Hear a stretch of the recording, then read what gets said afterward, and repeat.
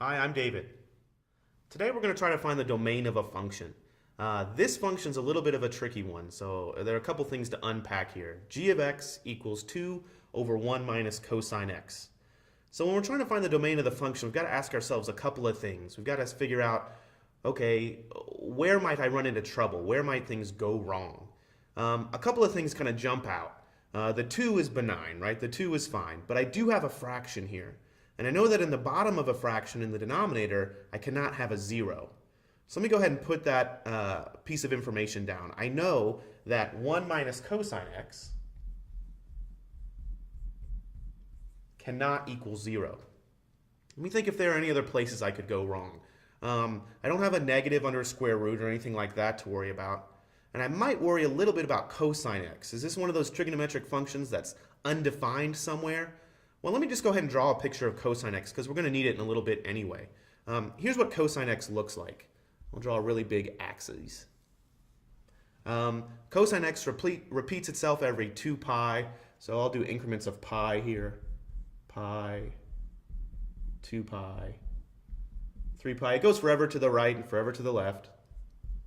Negative pi, negative 2 pi. And it oscillates between 1 and negative 1. So I'll put those on the axis as well. 1 and negative 1. And let me go ahead and just draw a dotted line on that 1 and negative 1, because that'll help me draw the cosine graph a little bit better. So there's a dotted line of height 1, or negative 1. There's a dotted line of height 1. Okay, cosine x, I might be a little worried about where it starts, but cosine of 0 is 1. Looks something like this, so it starts up here.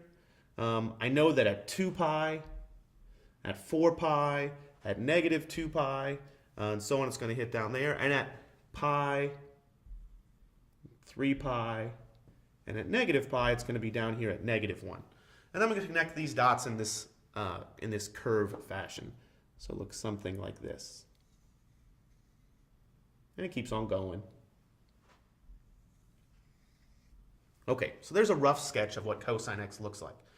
Now, from this picture, I know that it's defined everywhere, so I don't have to worry about that too much. So let's go back to this issue of 1 minus cosine x cannot equal 0.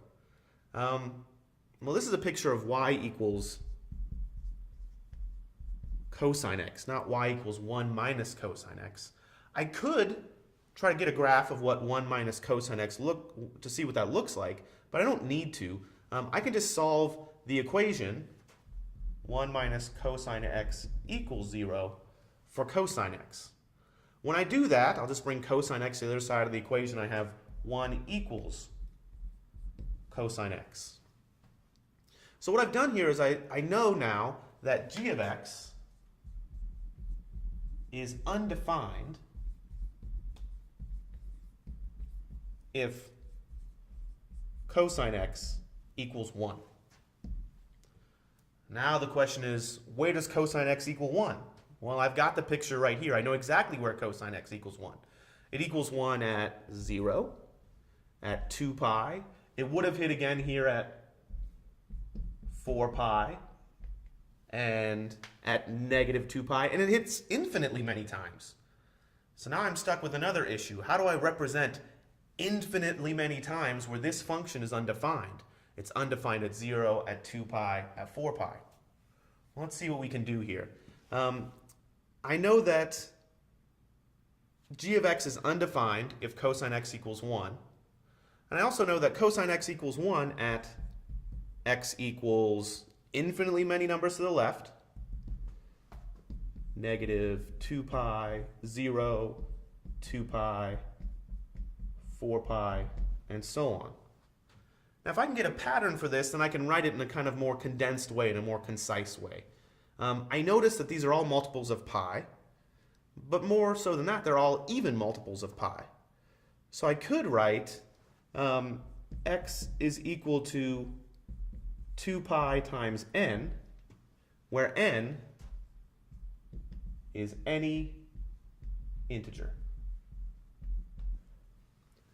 Integers are things like 0, 1, 2, -1, -2, all the positive and negative whole numbers, and 0. So this is a condensed way of writing all those places where cosine of x equals 1. All right, but these are all the places where g of x is undefined. So the domain of g of x is all real numbers except, so where x does not equal 2 pi times n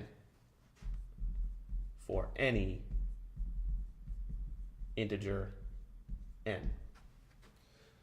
Now this is sometimes a tricky thing to write out, especially when there are infinitely many places where this function is undefined. But this is a good way, when you have one of these trigonometric functions that repeats itself over and over again, to write the domain. All real numbers except for the places where x equals a multiple of 2 pi.